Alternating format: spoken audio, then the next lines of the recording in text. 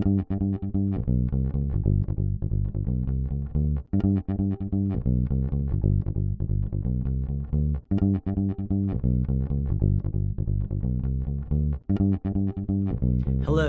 my name is Damon Friedman, co-founder and president of SOF Missions. As a 20-year veteran within Special Operations, I've gone through many challenges due to my military service and time in combat. We felt called to start SOF Missions to serve our fellow brothers and sisters in arms, focusing on suicide prevention and resiliency. Our mission at SOF Missions is to empower warriors to find purpose and be resilient. Since 2011, when we started the organization, almost 3 million men and women have deployed to Iraq and Afghanistan. Unfortunately, the scars of war take a toll on their psychological, physical, social, and spiritual health. Many veterans feel a sense of hopelessness and a loss of purpose when they return to civilian life. They feel isolated and alone, unable to reconnect. And in the greatest of tragedies, over 20 veterans lose all hope and take their own lives. Our goal at SOF Missions is to provide veterans the tools and resources so that they don't become a statistic. We offer a unique approach to combating veteran suicide through a whole health intradisciplinary model. The Be Resilient program is a 4-pillar methodology that addresses the areas of psychological, physical, social, and spiritual wellness. We provide care through 3 delivery methods: medical clinics, retreats, and educational training. Since we started back in 2011, we have been able to reach veterans in all 50 states and have served over 3,000 veterans through the Be Resilient program. Being resilient is a multifaceted and complex issue. We know that to find a lasting solution, we have to address the whole warrior. Many challenges cannot be solved by providing the treatments and modalities of just one component, but by tackling them all. Now, we've expanded our services to include law enforcement and first responders. Together, we can make a lasting impact in the lives of warriors across the nation.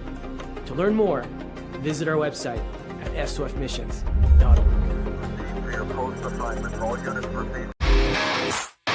All right. Welcome back. MisFitNation, the MisFitNation show. We are a show founded by a veteran and hosted by 2 veterans and a military spouse. Our mission is to get people to tell their stories to the world. If you're an author, share your tips with the Misfit Nation. If you're a musician or an actor, our audience needs to know how they too can get into the business. Coaches, we love our coaches. Come on and share your tips with the Misfit Nation to help them become better versions of themselves. If you are a corporate leader or an entrepreneur, come on and show how you did it and how hard you have fought for success. If you are a veteran, first responder, or Gold Star family, we would love to have you come on and share your story with the Misfit Nation. We always have time for you. If you're feeling down, alone, or starting to see the darkness, stop. Think about those who are around you. You are not alone. You will be missed. If you feel like your problems will be a burden to those in your inner circle or feel embarrassed, dial 988. If you are a veteran, take option 1. We need you to keep pushing forward. Don't make a permanent solution to a temporary problem. If you are a new listener, welcome to the Misfit Nation show. Be sure to subscribe to our show on your favorite podcast app. Also on our YouTube channel at @the_Misfit Nation. Subscribe and click the bell to keep you up to date on our latest episodes and all of our news. You can also find us on Heroes Media Group and About Face Radio. Now, let's get to the show!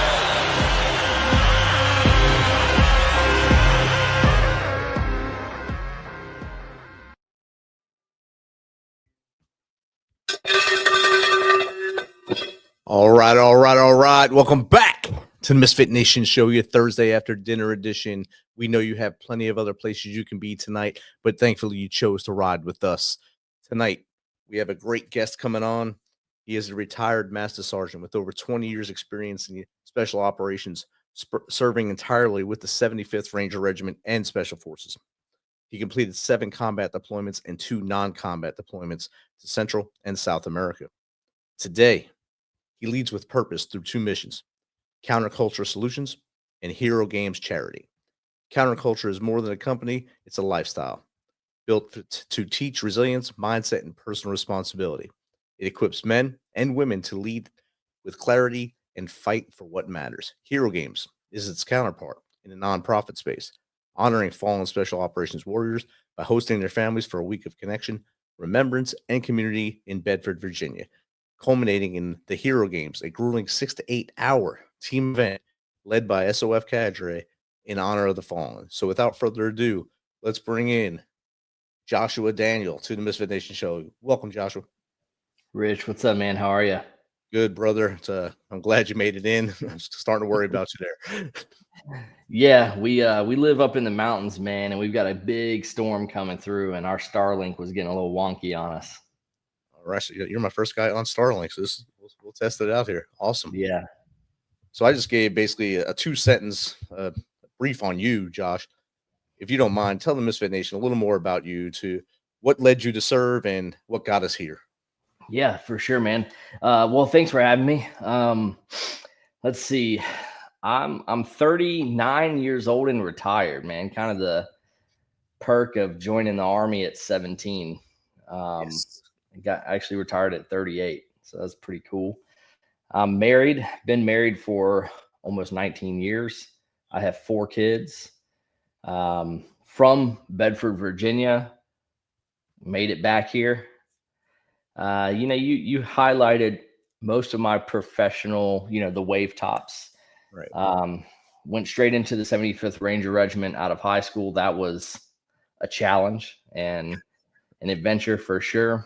Migrated my way over to Special Forces about 5 years after entering the Ranger Regiment. Finished out my career there as a team sergeant, which just I think is the pinnacle of being a Special Forces dude. And then retired my butt back here to Bedford, started a new company, keeping Hero Games going. That's our older company. And dude, I don't think I've ever been happier than I am right now. It's an awesome feeling when you get that. Well, now it's a whitish card now.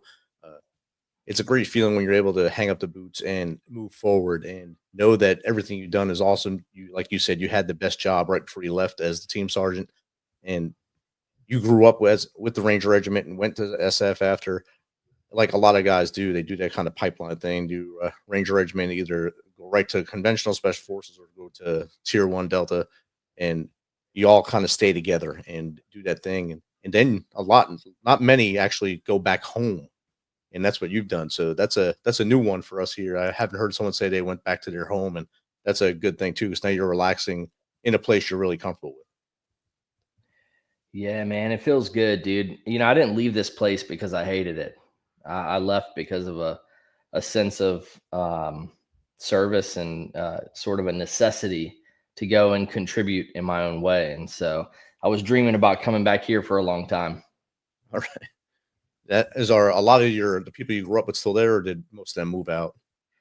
Yeah, I would say, 50-50, man. Really just coming back to family, just coming back to the mountains, coming back to a small community where people know each other, people care about each other. That's what it really is about.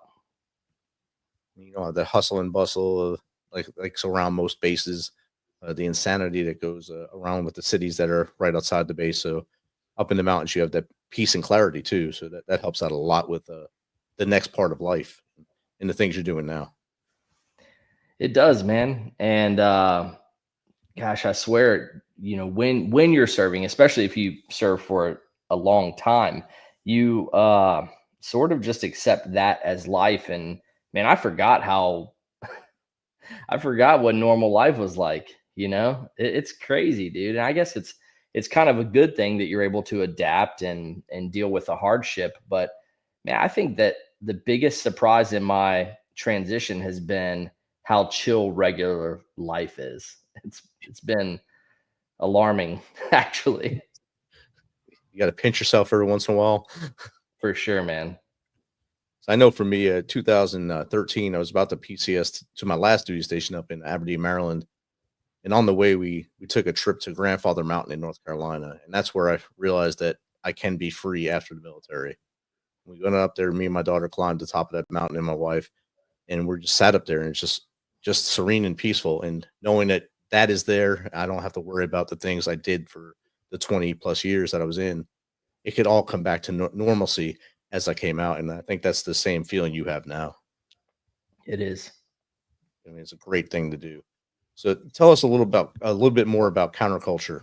Yeah, man, counterculture is my new kind of baby, right? But I'm also a dang homesteader, chicken farmer, all that other stuff. So I think counterculture is just my new way of serving, frankly.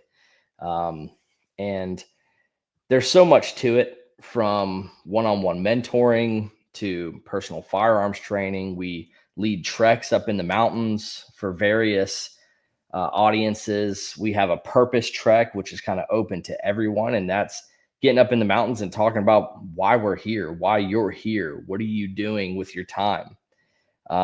We have a men's trek called The Weight We Carry, and it's dudes in the mountains talking about what it means to be a dude in modern society. And we kind of made it into this simulated mountain rescue mission as well. So not only do guys have the opportunity to come up there, be around similar thinking men, but also walk away with some additional skills. So, I'm pretty stoked and proud about that.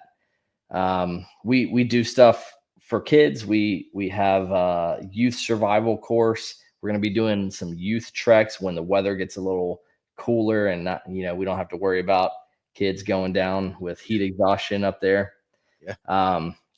Yeah. So really, in a nutshell, it's taking my experience from 20 years in special operations and saying, hey, what part of this can I bring back to my community to contribute to make this a better place, frankly. That's outstanding. I like all the different paths that you have in there, including the one with the kids, because a lot of times people concentrate solely on the adults and forget that we can build those kids up to be the next leaders of our country, the next leaders of our communities, to do right and do the right things and do the right things with their peers and those around them. And I think that's an awesome thing you're doing.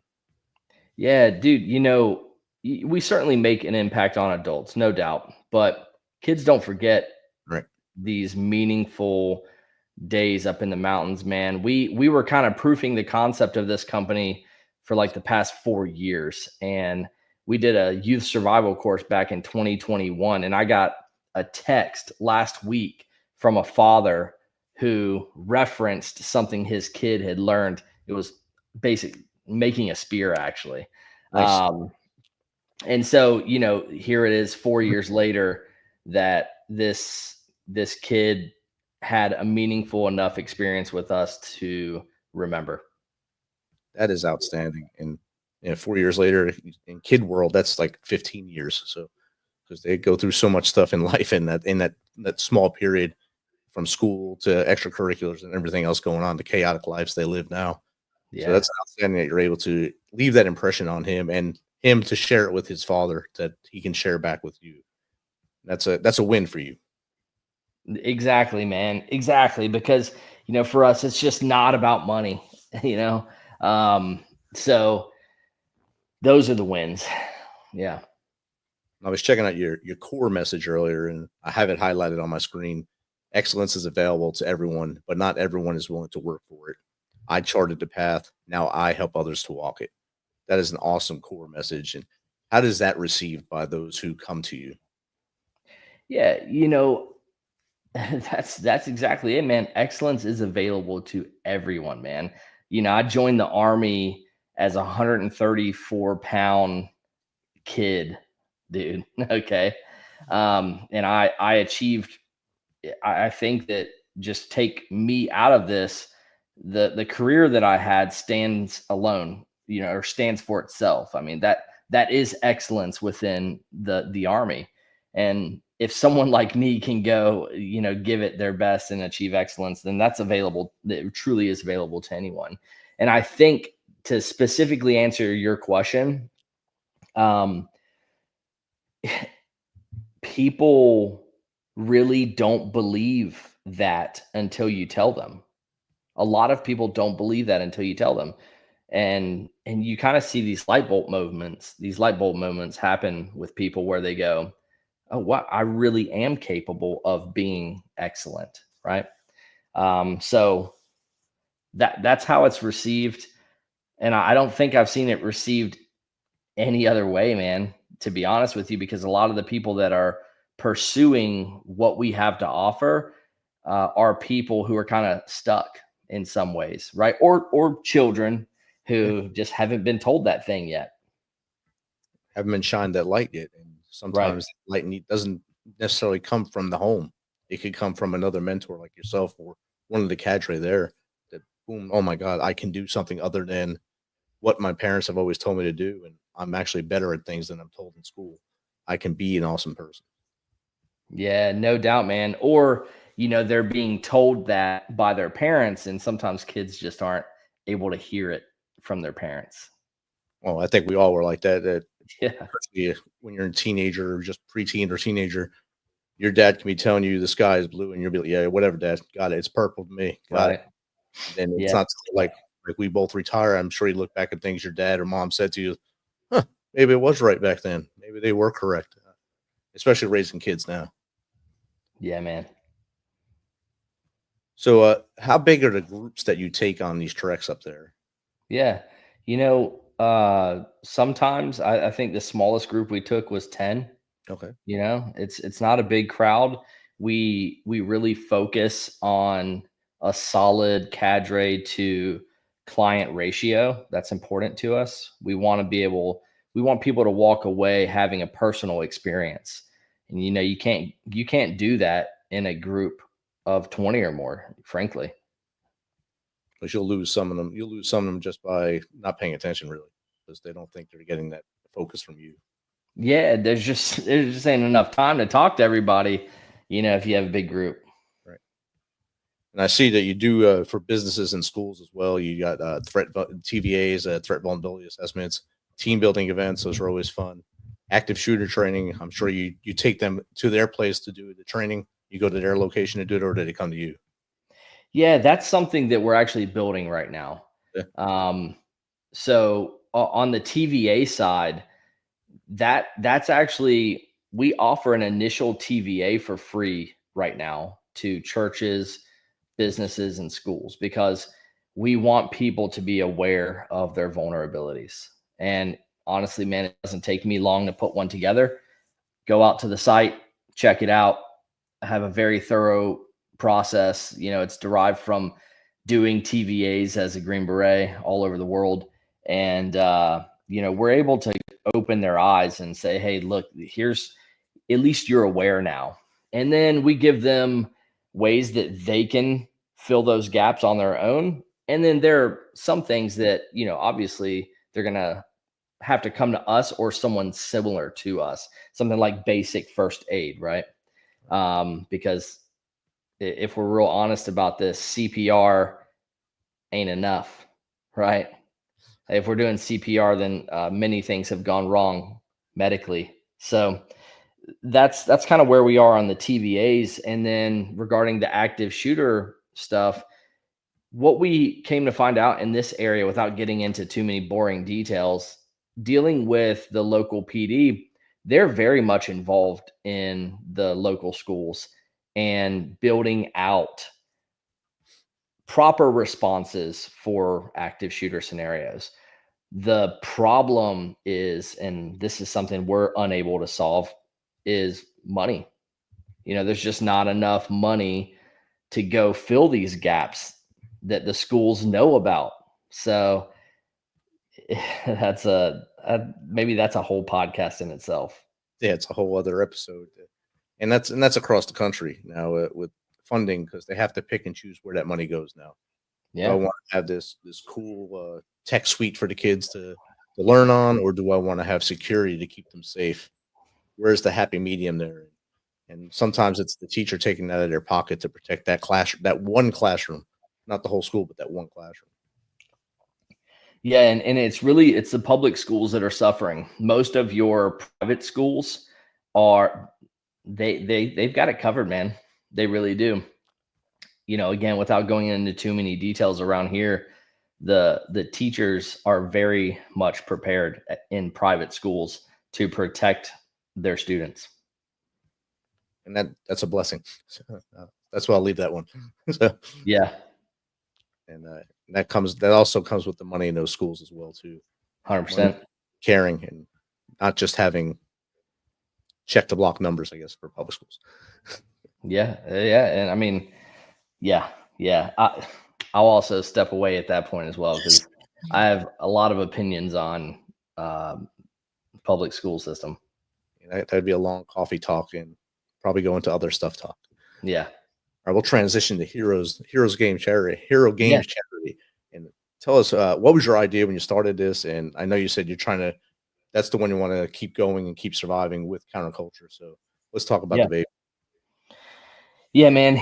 Hero Games Charity. So this started in 2017 and it was me coming home on leave, going to my brother and his wife's CrossFit gym, Sharp Top CrossFit in Bedford, Virginia, and saying, hey, I'm not so sure about CrossFit. I don't think that your folks could handle a workout that's more than 30 minutes. You guys have an hour class, you warm up, you cool down, you do a whiteboard brief, you only work out for 15, 30 minutes max. I don't think they can handle anything more than that. So he said, hey, give it a shot. So we ran a military style workout that had no CrossFit in it.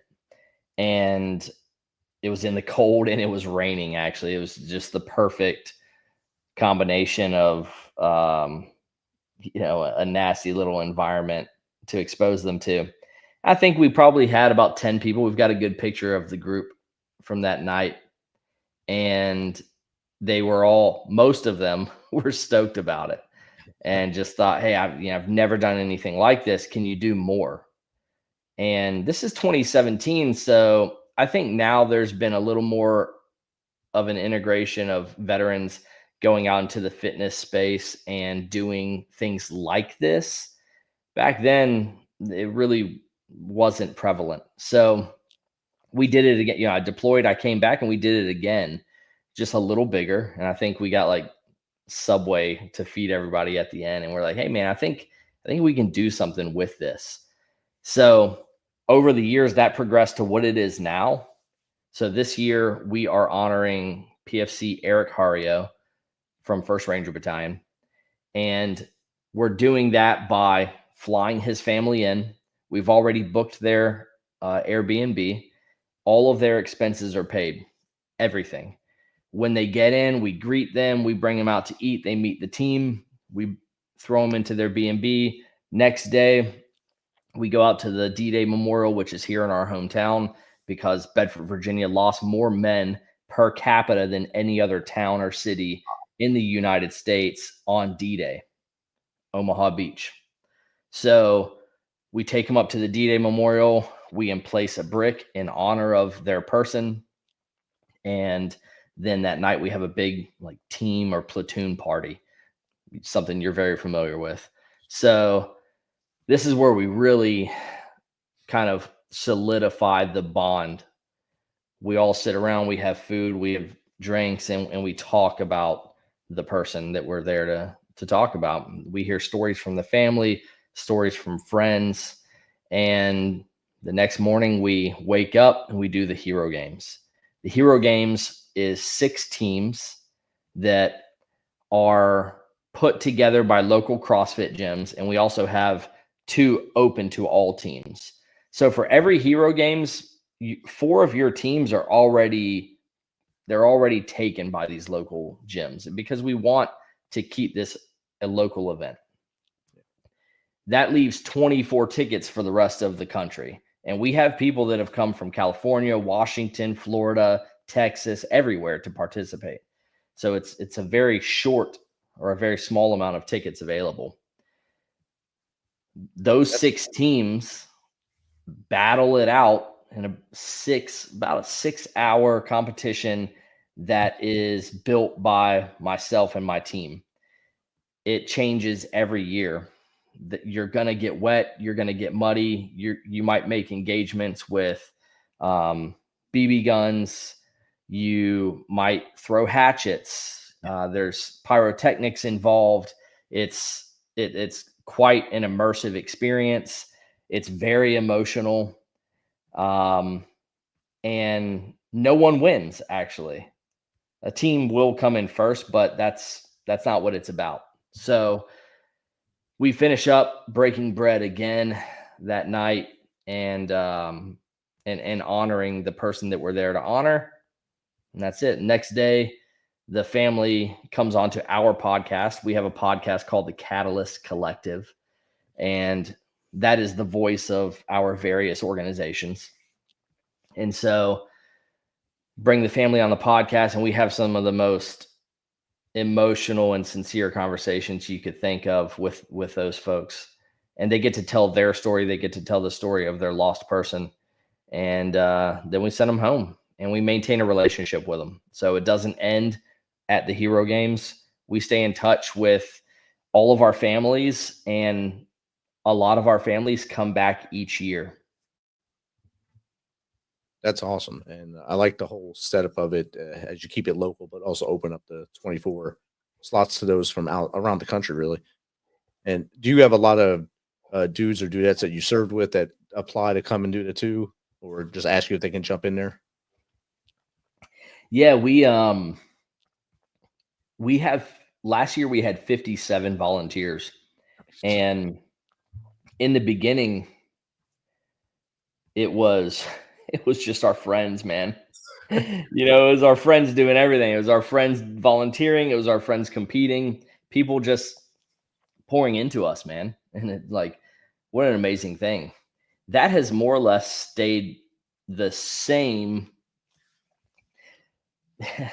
but it's grown, right? So we have a lot more friends now, and each person that comes each year becomes our friend, because it's such a personal experience, man. It's not like going to do one of these obstacle course races where you're there with 500 people who don't give a shit about each other. That ain't it. We don't allow that, man. We straight up don't allow it. So everyone there is having a personal experience, and it expands our circle every year.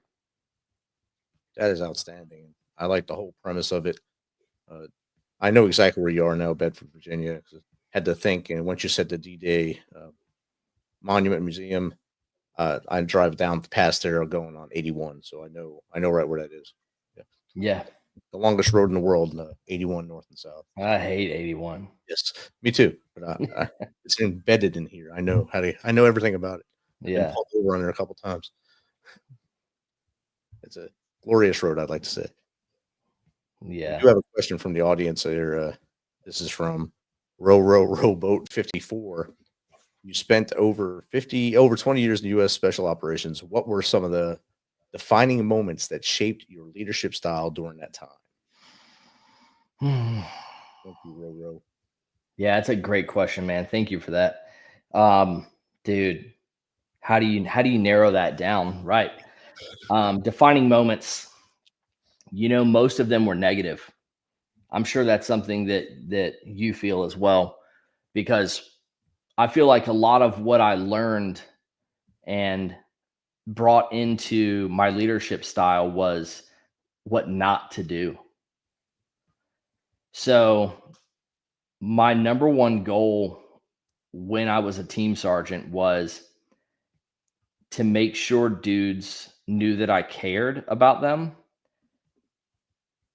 And caring about them meant that I made them more lethal, and I increased their survivability on the battlefield. Not that we were drinking buddies or anything of the like. It was that I really loved them. I would die for them. And because of that, I was going to make them super lethal. And I saw the opposite of that many times. I saw leaders that just didn't care.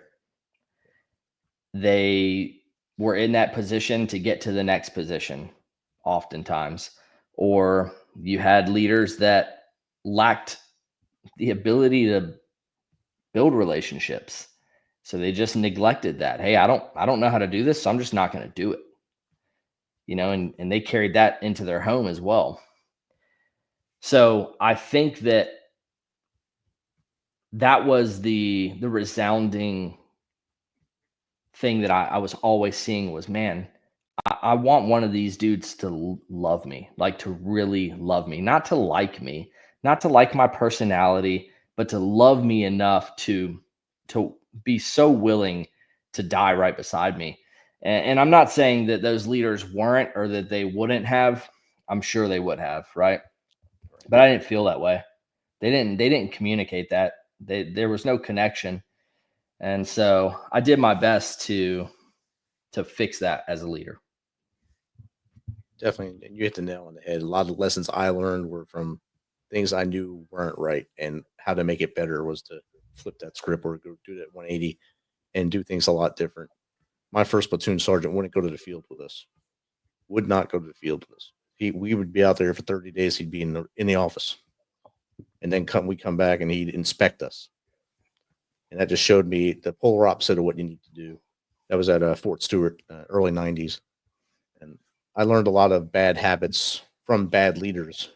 It wasn't until probably I made staff sergeant where I really was able to turn myself around, make myself into a better leader just by doing that 180. Yeah, and that's typical, man. You see that a lot, right? The young private, he hates what his leaders do, and then he becomes an E4, maybe he's a corporal gun team leader, now he's an E5, and he's the asshole that he hated. Yep. Then he starts to wise up. E6, he's like, oh man, maybe this isn't the way. E7, hopefully he's like, okay, that was wrong. I'm doing it better. And by the time he's an E8 or E9, hopefully he's really on track. Yeah, that's the kind of the nature of that job in some ways, because you're so young. I mean, Influential. yeah, I was an E5 leading a fire team at 21 years, actually at 20 years old. See, It's like, dude, you don't know anything, right? Another thing that I'll say is I think that patience and empathy is really important when we look at leaders in any way, or just people in general, because there were leaders that I had that I thought were wrong. And then as I grew, I realized, man, I think he was right, actually. I'll give you an example of that. I remember in 2007, my squad leader, he brought our whole squad in. And I don't agree with his approach on this, but I get it now. And he told us all, I don't like any of you. I don't want any of you to be my friend. I don't care about any of that. All I care about is the mission. And I remember walking out of there thinking, man, I don't want to die with that guy. Why would I die beside a dude that just told me he doesn't like me? Yeah. But then as I grew, I realized that his care about the mission was his love for us. That was his love for us, man. He was not doing us any favor by being our friend. I didn't need a friend. I needed a really good, lethal squad leader. And in hindsight, that's generally what he was for us. Definitely. I know when I became a squad leader, I was full of piston vinegar, and I learned that quick power curve really quick, learning it. Every person's not the same. Learn social intelligence really before I knew what that even was. I learned it on the fly. And as I tailed out, I learned that is the best way to have a fully functioning team that's ready, like you said before, be lethal and do it and live and come back with you, is to have that social intelligence and know that man A, man B, girl A, they need to be in these positions in order to win. And that's the only way to do things. Yeah. Yeah, man. And as a team sergeant, I wish that I could say I did it as well as I thought I was going to do it. I think my biggest failure as a team sergeant was being hyper focused on the mission. I mean, there's no denying I made my boys lethal and I increased their survivability. There were times where I could have taken a step back and said, hey, this is serious, but it's not that serious. Right. It's not so serious that, I have to dig in on something that they're clearly resisting. That, hey, you're going to mess things up. And I messed that up and I learned from it. And, I guess I'm fortunate to be able to sit here and say, hey, well, I could have done a little better in that way, but dude, I couldn't sit here in these mountains and be okay if I hadn't really pushed them to be lethal. Right. Because, we're always on the brink of war. You name it. Maybe it's Iran this week. It was Russia, Ukraine a month ago. Maybe it'll be somewhere different. Maybe it's Taiwan in a month. And one thing that I can really sleep well knowing is that I gave those dudes everything that they need to go and win. And you also laid the blueprint to how to make the new guys on the team also come up to that level as well. So your legacy is there for that. We got another question from Mr. Tree Movie. What inspired you to start Counterculture Solutions, and how does your military experience influence the way you teach mindset and purpose? Thanks, Mr. Tree. Yeah. How does it influence the way I teach mindset and what? Purpose. Yeah. Well, I knew that there were things that I wanted to share with people that I wasn't going to do under Hero Games because I did not want to take away from the Hero Games mission.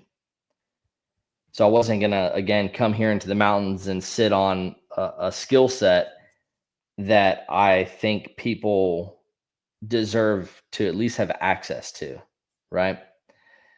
I mean, take 20 years of experience and just put it in a safe and lock it up, and that's not me. So that was the inspiration. Was I have to share this because I believe that we must make ourselves the best version of ourselves. Then when we're in a place where we can project out, we do. I feel like that's an obligation. And so I want to be able to project out and help my community. How that affects mindset, you said in resilience? And purpose. And purpose. I love that. Number one, purpose. Your purpose, I believe that every individual's purpose on this earth is to give back. It ain't about you getting as strong and as pretty and as rich and as happy as possible. I really don't believe that that's what life is about. And I think that it's very healthy for the world when we all look and say, hey, what can I do to contribute to a better place now, a better place in the future? I think that's a very healthy thing. And so when I look back at my professional purpose for the past 20 years, it was service. And I believe that everyone needs to find a way that they can serve. Maybe you're a nurse, maybe you're a teacher, maybe you're a trash man. There's nothing wrong with being a trash man.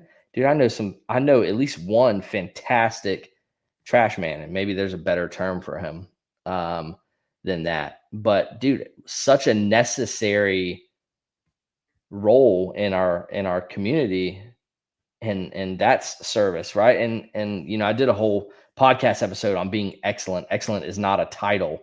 You can be anything and be excellent at that, right? You can be an excellent person without having an excellent title. And so I think that we have to give back, man. Our purpose here is to give back.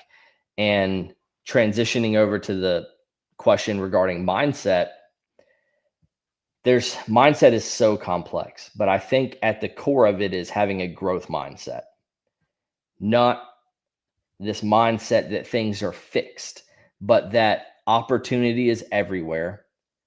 Nothing is holding you back, right? Yes, this thing might hold you back, but there's a way around it. So in the end, there's no way to stop me. There's no way to stop you. So stop thinking that way. And I think that when people can say, hey, I'm here to give back, and there's nothing that's going to stop me from doing that. Yeah, I think that that's a pretty fantastic place. Outstanding. When you said be excellent, it made me think of John F. Kennedy when he walked through the NASA program. He was asking people what they do there. And the one guy said, all I do is sweep. He said, no, you make this place sanitary so we can get that bird in the air. You're part of the mission here. So everyone be the best you can at whatever you do. I had one mentor that told me that too. So no matter where you go, wherever the Army sends you, be the best where you are, and just keep doing that. And I think that's the best way to do it. Yeah, and you know what, man? There's a certain level of glory. I can only speak for myself, right? There's a certain level of glory about being a Ranger, being a Green Beret. When I was at CrossFit level 1 back in January, and I met a former Marine, and he asked what I did. I told him. I asked what he did, and he was like, "Oh, well, man, I was just a logistics guy." I was like, "Bro, what do you mean just? Yep. You're not just a logistics guy, right?" And you know, we talked through that. I think that's probably really tough, man, to fill a role where you feel like you have to say, "Oh, I was just this." Like, dude, so actually, in a way, people who are filling those roles, like my father has worked at a cemetery for 40 years, and he's the best man that I know. He's the best man that I know. And for 40 years, he's gone into work, you know, nice and early, dug graves, kept landscaping together. I mean, it's thankless, dude. People go to a cemetery and it's nice and orderly, and you know, it's a beautiful place of honor, and they don't think about the people behind that. And he's such a capable dude. I'm telling you, the man could have been a Green Beret as well. So, but he just does that job. And he's probably never met anyone his entire life where he was like, "Oh yeah, I'm a gravedigger," and they were like, "Whoa, that's so cool." Whereas for me, every person I tell, "Hey, I was a Green Beret for 20 years," like, "Whoa, that's so cool." Like, he never gets that, but he keeps doing it at a high level. Man, there's something. Those people are special, dude. Definitely. Yes. He's special. And it's called being humble too. Humble. And Yes. being best at at your profession, and also being humble. It's two things that a lot of people need to learn. No doubt, man. Oh, you talked about being a Ranger earlier, and someone chimed in with a question on that as well. Can do 45. Which bat were you in with 75th, and why is first bat the best? Dude, that's such a funny question, man. That's a typical question too, dude. So I was in 1st Ranger Battalion. Oh, there you And go. 1st Ranger Battalion is the best battalion, I think, for one reason. And I say that as a matter of fact. For a long time, I can only say for myself, and you know, when I was there, when you graduated RIP, right, the Ranger Indoctrination Program, or now it's RASP, Ranger Assessment and Selection Program, you get to choose, you know, your order. So for me, it was 1, 3, 2, first bat, third bat, second bat. Now, when I graduated, they gave priority to the guys with the highest scores, right? PT scores, RUC scores. There is some intellectual testing even back then. So your most capable dudes were getting to choose the battalion that they wanted to go to. No one wants to go to 3rd Battalion. No one. Okay, all right. There's probably 1% of dudes who want to go to 3rd Battalion, right? Because they're like from Columbus or something. Right. Hardly anyone chooses 3rd Battalion. Most guys choose 1st Bat because who doesn't want to live in Savannah, Georgia, by the beach? There's like 5 colleges there, and all the girls love Young Rangers. It's sunny, and unlike Washington, it rains all the time. You have a group of dudes that want to go West Coast because they're from the West Coast. Right. So hey, man, I think 1st Bat is the best bat because the best dudes get to choose where they want to go, and most of them want to go to 1st Bat. That's a highly controversial opinion, and certainly in my corner, as I would say that. So that's my take. That's outstanding. I hope Can Do liked the answer. It seemed like he was a 1st Bat guy as well. So I'm sure the answer it landed well, probably. That's my theory. Yeah. One more question from the audience here. This is from Stuff Puff. How can civilians and veterans alike begin to apply your principles of bold leadership and truth seeking in their everyday lives? First thing, you got to know who you are. If you don't know who you are and what you're about, hey, sit down for one day. Sit down for one day and figure it out. It doesn't take long. Think about what's important to you. I use the 8 dimensions of wellness to actually as a framework for everything we do with counterculture. But I use the 8 dimensions of wellness as almost this check on like, where do I stand? Where am I standing right now? Spiritually, physically, intellectually, emotionally, where am I? Right. And so that helps you figure out who you are, what you're doing here. Do you care about spirituality? Right. So first you got to know who you are. And then once you know who you are, you have to relentlessly pursue that life. That's it, right? Do things that are in line with who you are, who you want to be. And so there's a piece of that a lot of people don't want to do. That, of course, people don't want to do the hard work, but the other piece of that is people are so fearful. I call them moral cowards. They're so fearful of standing for what they believe. And I'm not saying for you this ain't going on Instagram and making some political post. That's not what I'm saying. Okay. That ain't sure. Maybe that's standing for what you believe, but standing for what you believe is about demonstration more than claims. Right. So I believe in the traditional American family. I've lived that for 20 years. Right. I demonstrate the things that I value in my life. And so I think that's what it is. Know who you are, relentlessly pursue that, and don't be a moral coward. Don't be scared to do the things that are necessary for you to continue down that path. Outstanding. Josh, we blazed through about 50 minutes here. Usually towards the end of the show, we ask 2 questions to our guests. One puts you on the hot seat. One is just to see how our audience can get with you, how they can contact you to get in touch with you. So what's the best way for our audience to reach out and touch you and talk to you? Yeah. Best way you can find me 3 places. My personal Instagram and Facebook, which is at JDXHGCXCCS. So that's just JD, Hero Games Charity, Counterculture Solutions. I'm super responsive on my social media, and if you do follow me, shoot me a DM that you heard about it on this show, because I don't let everyone follow me. I just don't want weirdos following me. So it is a private page.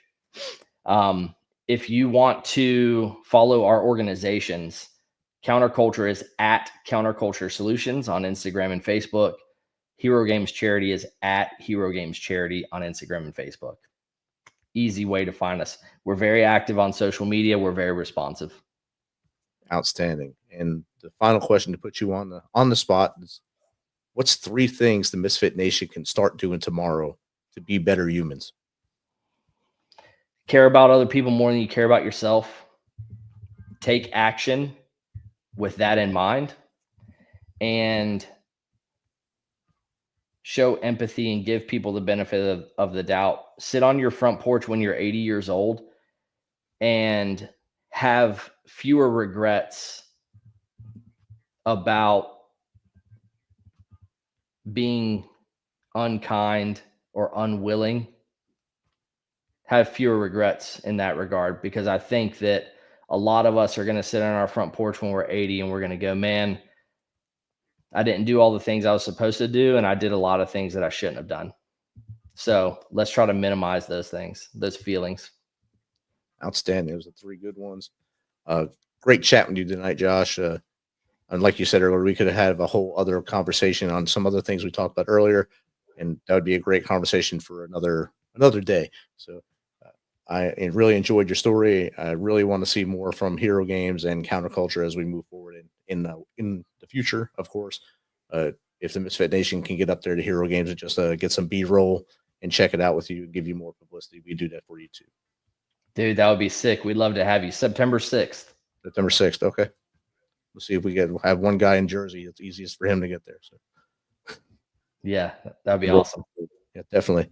Josh, thanks again for taking some time tonight and getting the Starlink up for us and showing us it does work, and maybe we should invest in one as well. It's great, dude. It really is. I could see it. This is like the best stream we've had in a long time. So nice. Thank you very much tonight, and thank you for everything you're doing. Yeah, thank you, bro, and thank the audience as well. Appreciate it. All right, Misfit Nation, remember, a day tomorrow with you is better than a day without. Don't do anything to create the final solution without talking to someone first. If 988 isn't your thing, reach out to one of us at the Misfit Nation, info@themisfitnation.com, Steven at themisfitnation.com, or Jake at themisfitnation.com. Tomorrow is better with you. Have a great night, everybody.